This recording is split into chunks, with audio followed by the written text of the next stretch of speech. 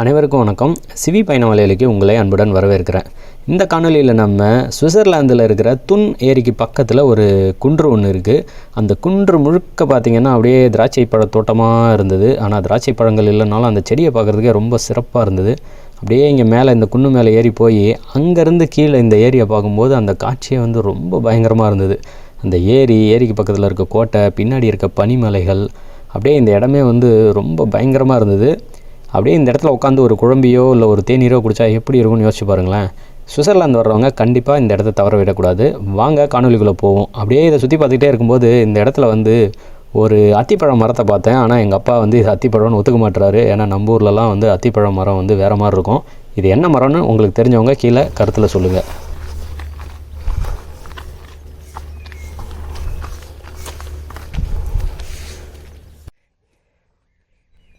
இங்கே பாரு, இந்த தண்டு எவ்வளோ பெருசாக இருக்குதுன்னு. திராட்சை இதுதான். இது ஒரு 15-20 வருஷத்துக்கு மேலே கூட இருக்கும் இந்த தண்டெல்லாம் பார்த்தா. ஆமாம்,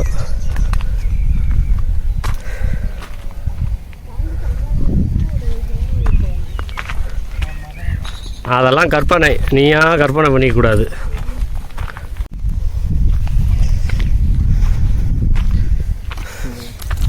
இப்படி நில்லு, இங்கே நில்லுப்பா. ஏம்மா நில்லுமா. ஆமாம்,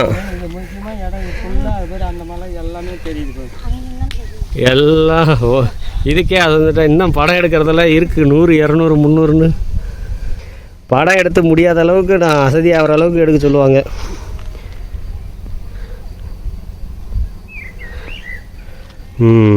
இங்கேருந்து எடுத்தால் நல்லா தெரியுது. காலாலெல்லாம் இதை மெரிச்சிருக்க முடியாது. இதுக்கப்புறம் போகக்கூடாது இந்த பக்கம்.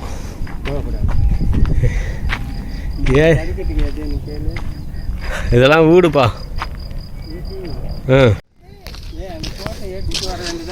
ஏன் போட்டுக்க. அவங்க சிரிச்சா அவங்க அதனால் சிரிக்கலம்மா.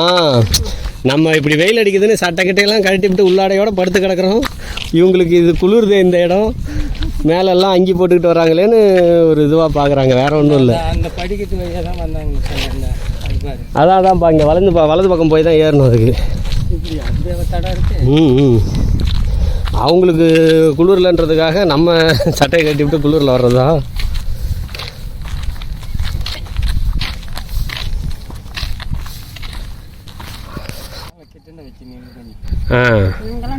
அப்பாவுக்கு இதெல்லாம் தெரிஞ்சிருக்குது. எப்படி யார் சொல்லி கொடுத்தா? தம்பி சொன்னானா அகட்டி வச்சு நிற்கக்கூடாது, நேராக நிற்கிற மாதிரி தெரியும்.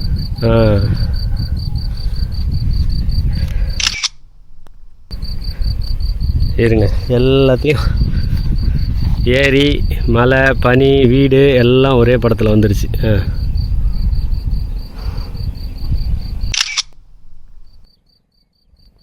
அதெல்லாம். ஆனால் உலகம் முழுக்கவே எல்லா மக்களுமே தண்ணியை ஒட்டி தான் எல்லா மனித இனமும் குடியிருந்துருக்குது.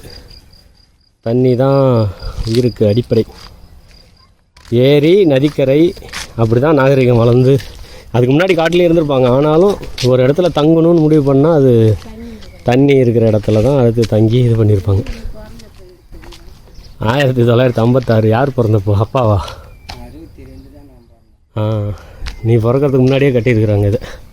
இது சும்மா அது காட்டை ஒட்டி நம்ம கொட்டா கட்டுற மாதிரி அப்படி கட்டி விட்ருக்காங்க. இங்கே இது வச்சுருக்காங்களாம், இந்த கடையில் என்னென்ன கிடைக்கும்னு போட்டிருக்காங்க பாரு.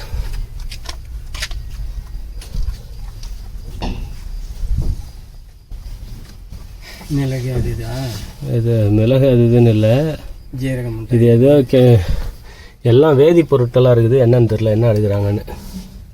இந்த ஜீரக மிட்டாய் ஊற்றிட்டு வச்சுருக்குறாங்க. தெரில எனக்கு, அது மிட்டாய் மாதிரி தெரில. அதில் என்னென்ன இருக்குதுன்னு எதுவும் போட்டிருக்காங்க போல் இருக்கு.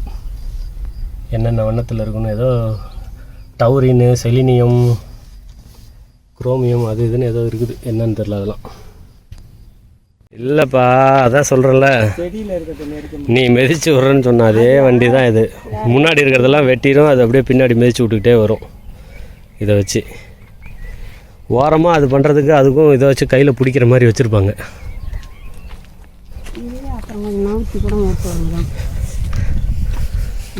இந்த அத்திப்பழம், அத்திப்பழம் தான் இது.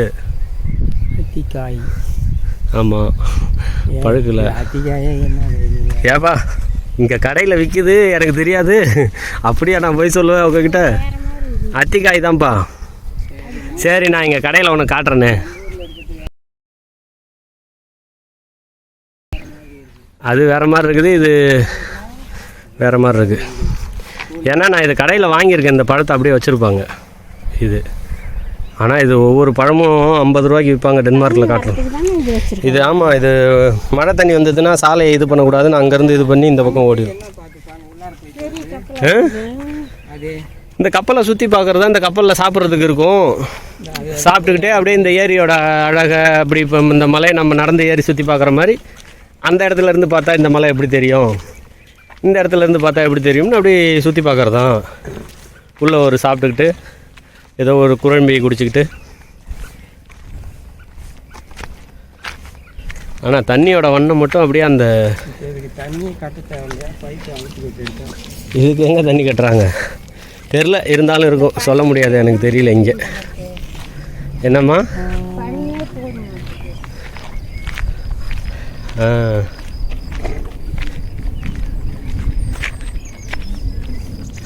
ஆனால் நானுமே இந்த ஊருக்கு வந்ததில்லை. இது வழியாக போயிருக்கேன், ஆனால் இந்த ஊருக்கு வந்ததில்லை. இதில் மேலே ஏறி பார்த்துட்டு வரலாம்ப்பா. படிக்கட்டில் ஏறினா கால் வலிக்குமா? அப்படின்னா சரி, அப்படி கூட வா. அப்படின்னா இப்படி ஏறி அப்படி வரலாம். சரி, இப்போ இதாலே கூட படிக்கட்டில் ஏறுறது தான் நல்லது. படிக்கட்டில் இறங்கும்போது கால் வலிக்கும். நம்ம இறங்கும்போது இந்த வழியாக இறங்கிடலாம்.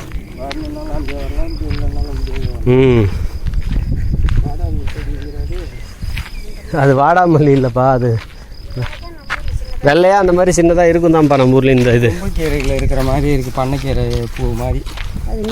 இந்த பாரு, இந்த அக்டோபர் மாதத்தில் வந்தால் இந்த இலையெல்லாம் காஞ்சி போய் பழுத்து போய் அப்படி இருக்கும். இதே இடம் தான் அது. நீ இப்போ பார்க்குறந்தோ இந்த கோட்டை தெரியுதா? இதே கோட்டை தான். இந்த இடத்த தான் படம் பிடிச்சி போட்டிருக்காங்க. செப்டம்பர், அந்த இலையுதிர் காலம், செப்டம்பர் அக்டோபர், வெயில் எல்லாம் முடிஞ்ச பிறகு பனிக்காலத்துக்கு இலை உதிர்றது இல்லை, இப்படி தான் பழுத்து அதுக்கப்புறம் ஊதிரும். அப்பயும் இது ஒரு அழகாக இருக்குது பாரு, பயங்கர அழகாக இருக்குது. உதிர்றதுக்கு முன்னாடி இலையுதிர் காலமும் இந்த ஊரில் கொஞ்சம் அழகாக இருக்குது.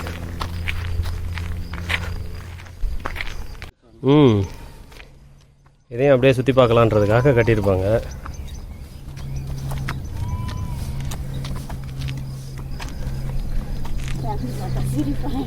மேலே ஏற ஏற இன்னும் நிறையா தெரியுது. அந்த பின்னாடி இருக்கிற மடிப்பில் இருக்க ஊரெல்லாம் தெரியுது, வீடெல்லாம் தெரியுது.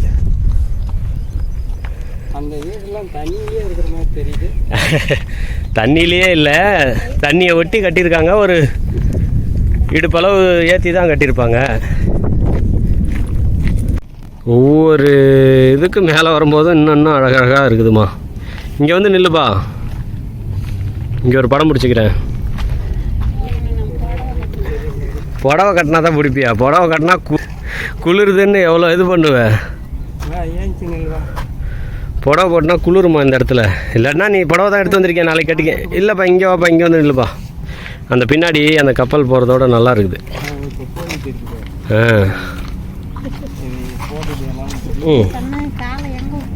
எங்கேயும் இல்லை. எரிமலையை ஊற்றி இட்லியை திம்பாடுறானோ. ஒரே ஒரு இட்லியை கொடுத்துட்டு என் வசனத்தை பூரா அவன் பேசிட்டு போயிட்டாங்க. ஐயா, நான் ஏதாச்சும் பேசுகிறேன்னா அப்படின்ற மாதிரி தான் அம்மா இருக்குது. சரி இரு, இந்த செடியை மூண்டு பார்த்துட்டு என்ன வாசனை அடிக்குதுன்னு சொல்லு. அதை பிடுங்க, ஒன்றும் தப்பு இல்லை, காட்டில் முளையிறது தான். ஏன்னா அதை நான் முன்னாடியே சொல்லிட்டேன்னா சொன்னதுனால வாசம் அடிக்குதுன்னு சொல்லுவாங்க. வேறு மூந்து பாரு, தண்டை. ஆனால் ஒன்றும் தெரியலையா எனக்கு? தெரியலையா? கூட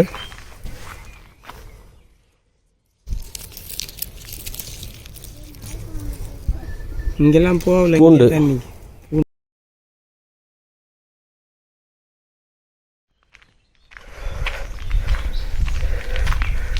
ஒரு 15 நிமிடம் வந்து நடந்து வந்தோம்னா நமக்கு இந்த இடம் வந்துடுது. 2 வழியாகவும் வரலாம். இங்கே ஒரு 4-5 பலகை போட்டிருக்காங்க. இங்கேருந்து அப்படியே அந்த ஏரியாவும் அந்த ஊரையும் அப்படியே பார்க்குறதுக்கு.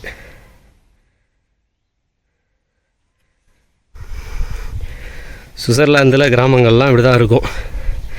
கிராமம் இல்லை நகரமுமே கூட ஏரிக்கரையை ஒட்டி இருக்கிற பெருநகரங்கள்லாம் இப்படி தான் இருக்கும்.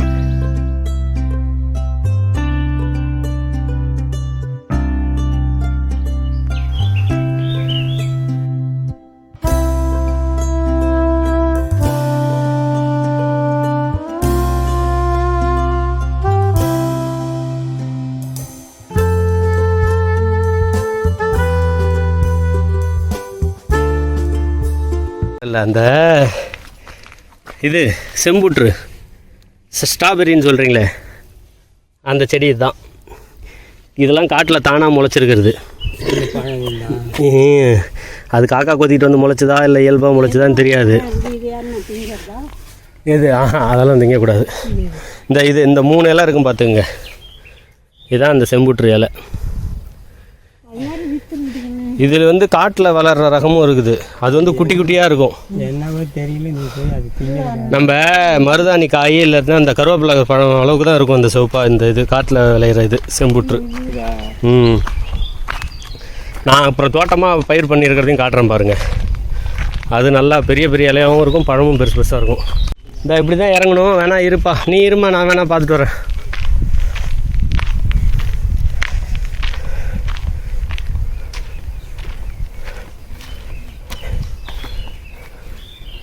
என்னவோ இருக்குது சும்மா.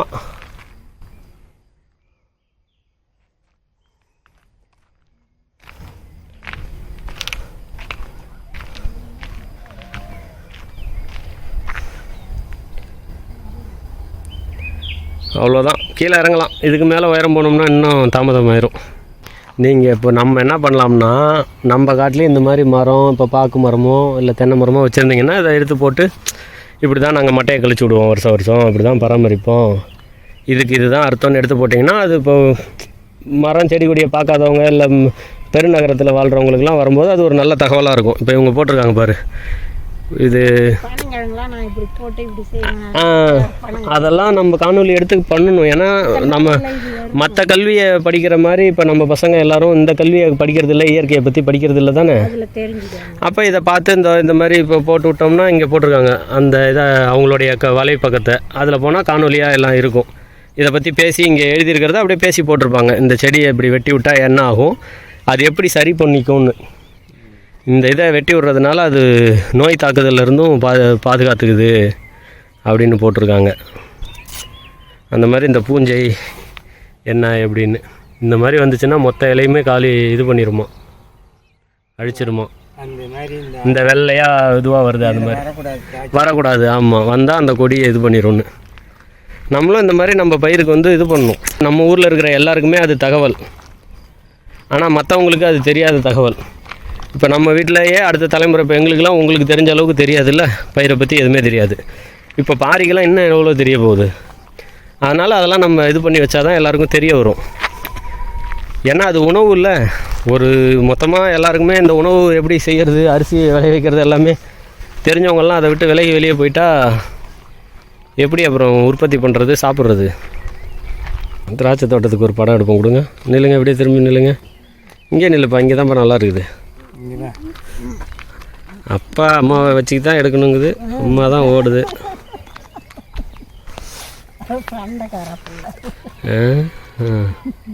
இது நல்லா இருக்கு. இந்த இங்கே பார்த்தா நல்லா சாப்பிடுதாம்மா. எங்கே போவோம்னு தண்ணி எங்கே போகணும்னு கேட்டிங்களே, இதிலெல்லாம் வந்து இந்த இதில் இருக்கிறதெல்லாம் போய் இதுக்குள்ளே போய் அங்கேருந்து ஏரியில் போய் கலக்குமான்னு தெரியாது. ஆனால் இங்கே நிலத்தடி நீர் ஏதாச்சும் இது என்ன மழை நீர் குட்டை மாதிரி ஏதாச்சும் ஒன்று வடிவமைப்பு பண்ணியிருப்பாங்க. அதை மாதிரி தான் அவுத்தி ஓட்ட வச்சுருப்பாங்க. ஒரே இடத்த கும்பலாக போனால் இதாகும்னு சொல்லி இது பிரண்டையான்னு சொல்ல முடியாது, ஆனால் இருக்கும்.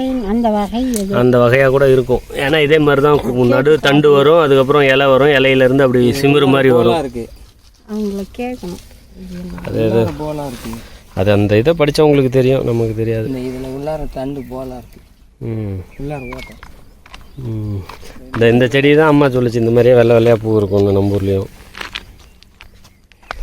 ரோஜா செடி இதெல்லாம் வச்சுருப்பாங்களா? இங்கே வச்சுருப்பாங்க, தானாகவும் இங்கே முளைக்குமா நிறையா. இங்கே பூ மட்டும் அந்த நிறையா பூக்கும், ரொம்ப நிறையா வரும். அது இந்த மதுப்பிரியர்கள் இல்லைன்னா நம்ம ஊர் ஏரியா அப்படி ஆக்கிடலாம். ஒரு இருக்கையை போட்டு தலைவர் ஏதோ பண்ணலான்னு இந்த குளத்தை வெட்டினாரு, அவராலையும் முடியல, தாங்க முடியல. 5000 10,000 போட்டு மீன் விட்டாங்க, கலர் மீன் நல்லா பெருசு பெருசாக இருந்ததுக்குன்னு யாருக்கும் பிடிச்சாங்களா இரவோட. நம்ம ஊரில் பூக்கிற செடியே இருக்குது, அதை வச்சு நம்ம பராமரித்து அதெல்லாம் பண்ணாலே நம்ம வீடெல்லாம் அழகாக இருக்கும். ஓரமாக வந்துருங்கப்பா. சரி, ஏதோ ஒரு பக்கம், அந்த பக்கமோ இந்த பக்கமோ வந்துடுங்க.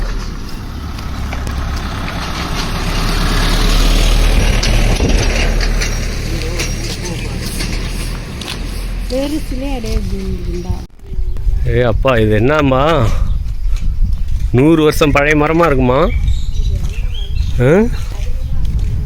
அதிகமாகவே இருக்கும்ல. 3 ஆள் கூட சேர்ந்து அணைக்க முடியாது போலையே. இது என்ன சொல்கிறாங்க, இந்த மரம் 2000 வருஷம் பழசு இல்லையா? ஆனால் இந்த மரம் 2000 வருஷம் கூட உயிர் வாழுமா. இந்த எட்னா அப்படின்னு ஒரு மலை இருக்குதான், அந்த மலைக்கிட்ட ஒரு மரம் 2000 வருஷம் பழைய மரம் இருக்குதான் இந்த மரம். இது வந்து நீர்க்கொம்பு செடி அப்படின்னு சொல்கிறாங்க, செஸ்ட்நட்டுன்னு ஆங்கிலத்தில் சொல்கிறாங்க. இது வந்து மேற்காசியாவில் தான் இந்த மரம் வந்து மேற்காசியா தான் பூர்வீகமாக. இந்த ரோமர்கள் வந்து அங்கேருந்து இதை ஐரோப்பியாவுக்கு கொண்டு வந்து சாப்பிட்றதுக்கு இதோட விதையை பயன்படுத்தியிருக்கிறாங்க, சாப்பிடுவாங்களாம் இப்பயும். அது அப்போ வந்து உருளைக்கிழங்கு வர்றதுக்கு முன்னாடி அதுதான் வந்து முக்கியமான முதன்மை உணவாக இருந்திருக்குது. உருளைக்கிழங்கு வந்த பிறகு தான் இந்த ஐரோப்பாவில் இதை விட்டுட்டு உருளைக்கிழங்கு முதன்மை உணவாக ஆக்கிக்கிட்டாங்க. இப்போ என்ன பதார்த்தம் எடுத்துக்கிட்டாலும் உருளைக்கிழங்கால தானே இருக்குது. ஆனால் இதுவும் நல்ல பழைய மரம் தான்ப்பா, ரொம்ப பெருசாக இருக்குது. இது இந்த இலை இதுதான் அரத்திப்பழம் இலை தான். அது ஆப்பிள், ஆங்கிலத்தில் ஆப்பிள், தமிழில் அரத்திப்பழம். தமிழில் அது பேர் அரத்தி. தொடக்கூடாதுமா, வாடிடும்ல தொட்டால் நம்ம உடம்பு சூட்டுக்கு. நம்ம உடம்பு எவ்வளோ சூடாக இருக்குன்னு எப்படி தெரியும்?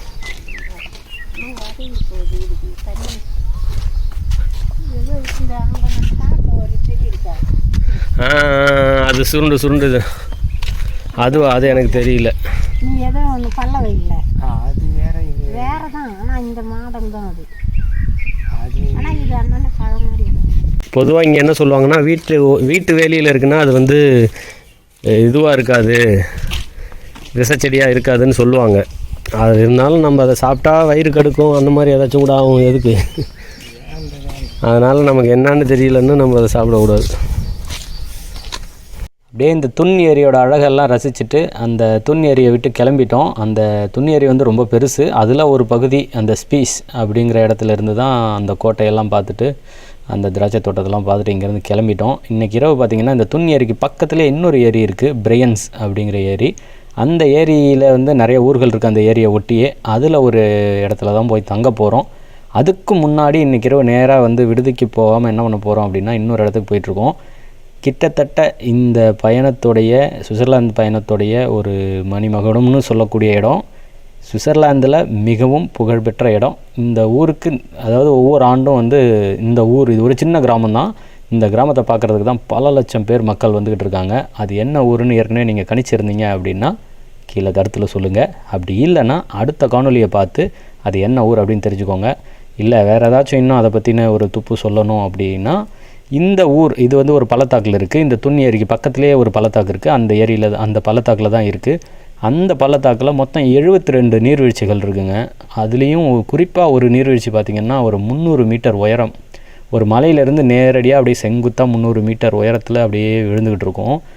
அது வந்து இந்த ஊருக்கு நுழையிற வழியில இருந்து பார்த்தாலே அந்த நீர்வீழ்ச்சி தெரியும். அவ்வளோ அழகாக இருக்கும் அந்த நீர்வீழ்ச்சியை பார்க்குறதுக்கே. இந்த ஊர் அந்த ஊருக்கு மேலே அப்படியே நீர்வீழ்ச்சி கொட்டுற மாதிரி இருக்கும். என்ன ஊருன்னு கண்டுபிடிச்சிருந்தா கீழே கருத்தில் சொல்லுங்கள். தொடர்ந்து பயணிப்போம். அனைவருக்கும் நன்றி, வணக்கம்.